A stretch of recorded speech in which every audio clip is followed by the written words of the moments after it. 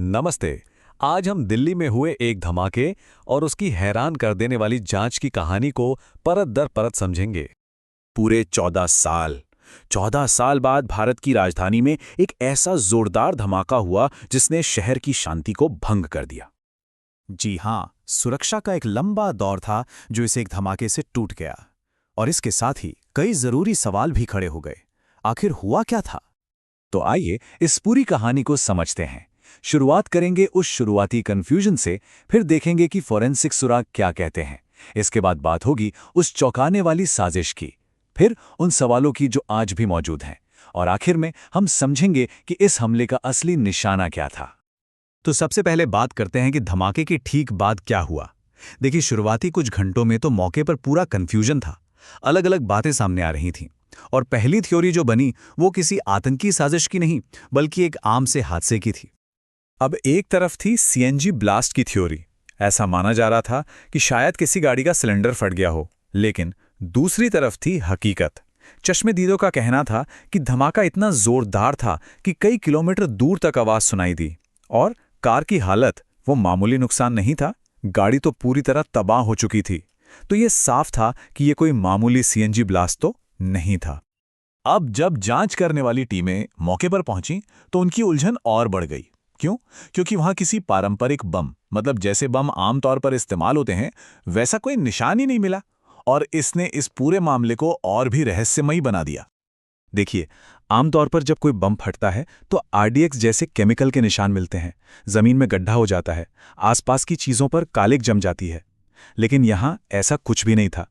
Blast की जगह एकदम साफ थी। बस एक चीज थी जो चौंकाने वाली थी, धमाके की स्पीड, जो 3200 मीटर प्रति सेकंड थी।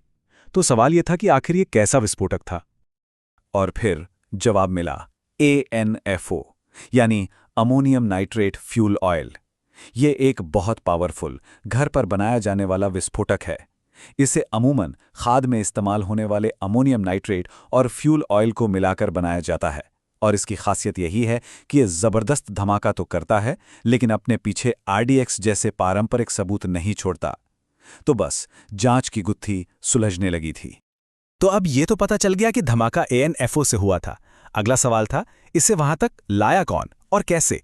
जब जांचकर्ताओं ने उस कार का पीछा करना शुरू किया तो एक और भी ज्यादा खौफनाक कहानी सामने आने लगी। उस दिन उस I-20 कार की हर हरकत को ट्रैक किया गया। सुबह 8:04 पर वो फरीदाबाद से दिल्ली में दाखिल होती है। दोपहर भर सेंट्रल दिल्ली के चक्कर काटती है। फिर 3:19 पर सुनहरी मस्जिद के पास एक पार्किंग में खड़ी हो जाती है। और शाम 7 बजे सुभाष मार्ग तक उसमें धमाका हो जाता है। ये साफ साफ एक सोची समझी प्लानिंग की तरफ इशारा कर रहा था। अब पुलिस ने ये पता लगाना शुरू किया कि ये कार आखिर है किसकी, और ये सफ़र भी बड़ा घुमावदार निकला। गुरुग्राम से सलमान ने बेची, ओखला में देवेंद्र ने खरीदी, फिर अंबाला में एक डीलर के पास गई और वहां से पुलवामा में आमिर नाम के शख्स ने इसे खरीदा। और आमिर ने ये कार दी थी डॉक्टर उमर नबी को। तो देखिए, एक सिरा सीधा पुलवामा से जुड़ गया था। लेकिन कहानी में एक और मोड़ है।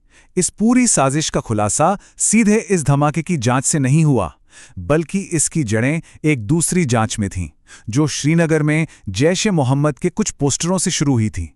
सोचिए, कुछ पोस्टर और कहां से कहां तार जुड़ गए। पुलिस ने उन पोस्टरों के आसपास के सीसीटीवी फुटेज खंगाले और उन्हें एक संदिग्ध मिला।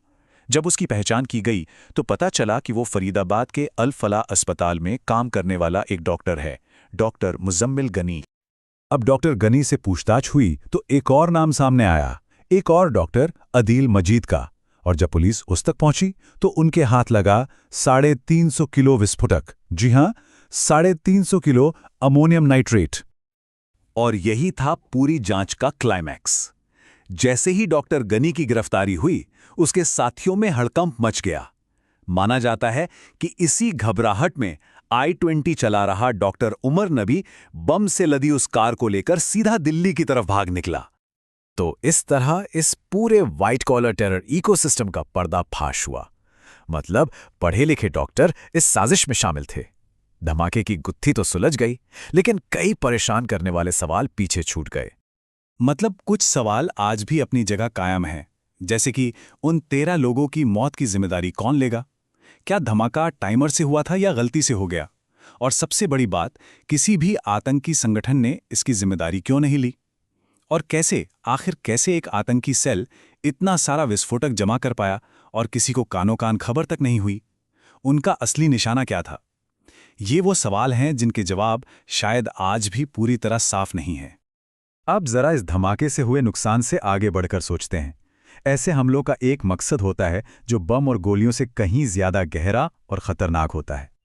देखिए, आतंक के खिलाफ लड़ाई में सीसीटीवी जैसी टेक्नोलॉजी जरूरी है, इसमें कोई शक नहीं। लेकिन सबसे बड़ा हथियार है ह्यूमन इंटेलिजेंस, मतलब लोगों का आपसी भरोसा।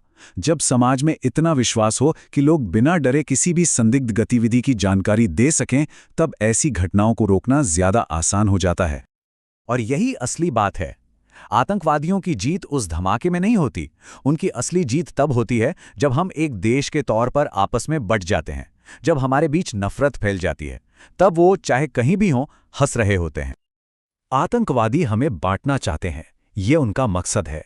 अब सवाल यह है कि क्या हम उन्हें जीतने देंगे?